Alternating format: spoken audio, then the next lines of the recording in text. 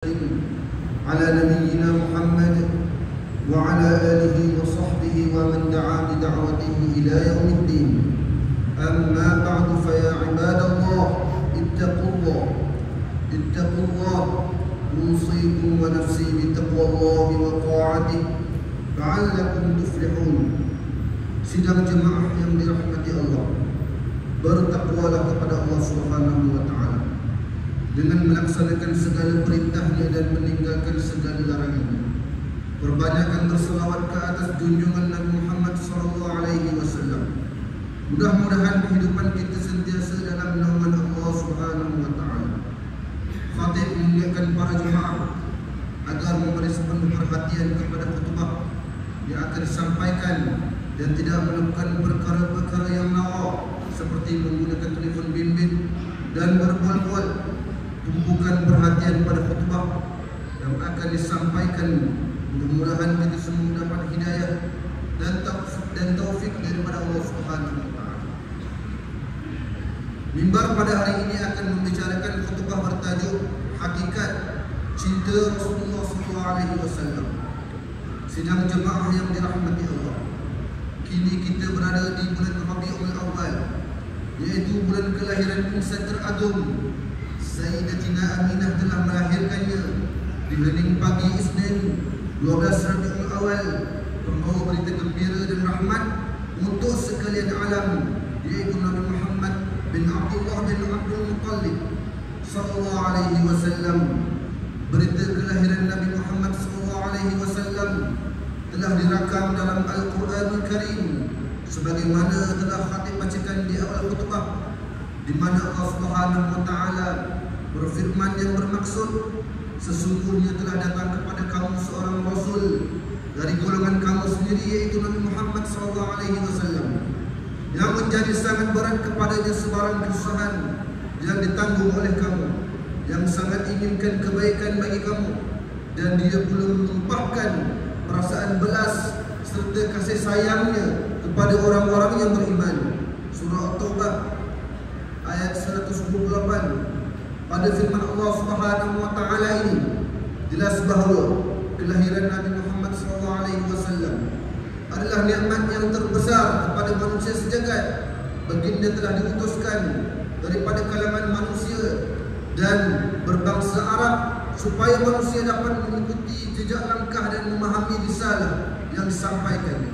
Tambahan lagi, baginda seorang yang amat pengasih kepada kita dan bersedih dengan kesusahan yang menimpa kita. Demikianlah cinta Rasulullah SAW terhadap kita sebagai umatnya. Sidang jemaah yang dirahmati Allah, mencintai Rasulullah SAW adalah salah satu tonggak keimanan kepada Nabi utusan Allah Subhanahu wa taala. Hal ini sebagaimana hadis yang diriwayatkan oleh Anas bin Malik radhiyallahu anhu, Rasulullah SAW bersabda, "La yu'minu ahadukum hatta akuna ahabba ilaihi min walidihi wa waladihi." Bermaksud, tidak sempurna iman seseorang kamu sehingga aku Rasulullah SAW lebihlah kamu cinta daripada orang tuanya dan anaknya. Riwayat Al-Bukhari. Untuk menambah kecintaan umat kepada Rasulullah SAW, para salafus soleh semenjak kurun ke-5 dan ke-6 hijrah telah menganjurkan sambutan Maulid Rasul dengan melakukan amal soleh berupa jamuan makan, membaca Al-Quran dan berzikir, serta memuji-muji Nabi SAW melalui syair dan puisi yang menggambarkan perihal kemuliaan Nabi SAW. Dalam hubungan ini, Al-Hafiz Ibn Hajar mengharuskan sambutan Maulid Rasul dengan berhujahkan pada perbuatan Nabi SAW yang berpuasa pada hari Isnin, dan baginda juga berpuasa pada hari Ashura kerana bersyukur Nabi Musa diselamatkan oleh Allah Subhanahu wa taala daripada Firaun. Para ulama seperti Al-Suyuti, Ibnu Al-Jauzi, Ibnu Katsir dan lain-lainnya menyenaraikan begitu banyak hujah keharusan dan menggalakkan umat Islam menyambut kelahiran Nabi SAW.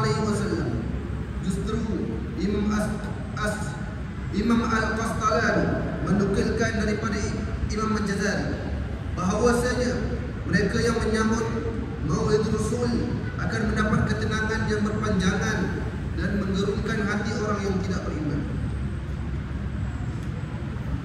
Sidang jemaah yang dirahmati Allah, Rasulullah SAW diciptakan dengan penuh kesempurnaan serta keindahan pada diri dan akhlak baginda sallallahu alaihi wasallam.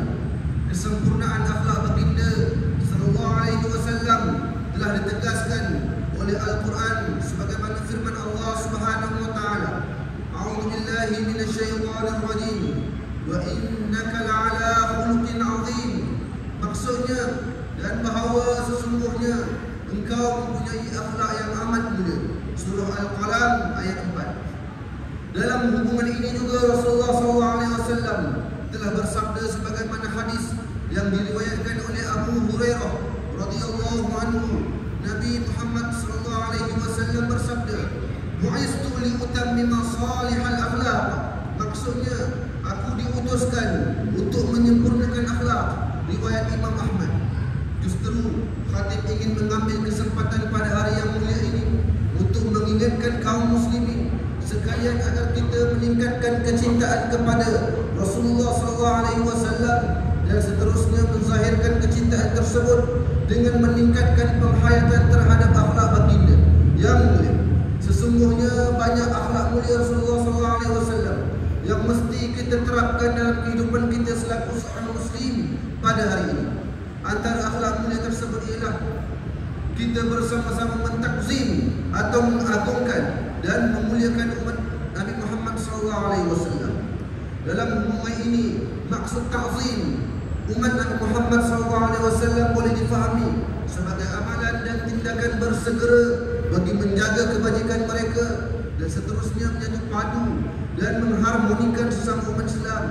Mentakzim umat Nabi Muhammad SAW juga berarti kita umat Islam mesti saling memelihara dan menjaga maruah dan harta benda mereka. Tanggungjawab memuliakan umat Nabi Muhammad SAW telah terzahir sebagaimana hadis yang diriwayatkan oleh Abu Hurairah radhiyallahu anhu. Baginda sallallahu alaihi wasallam bersabda, ijtanibus sab'al mubiqat.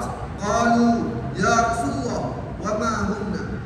Qala asyirku billahi was-sihr wa qatlun nafsi allati harrama Allah illa bil haqq wa aklu riba wa aklu mal yatim والتولي يوم الزحف وقذف المحصنات المؤمنات الغافلات.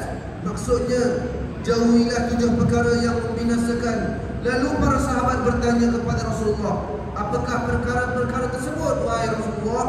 Baginda bersabda, syirik kepada Allah, sihir, membunuh jiwa yang Allah haramkan melainkan dengan adanya hak, makan riba, makan harta anak yatim, berpaling dari medan perang dan menuduh wanita yang telah berkahwin yang beriman melakukan zina yakni qazaf. Riwayat Al-Bukhari dan Muslim.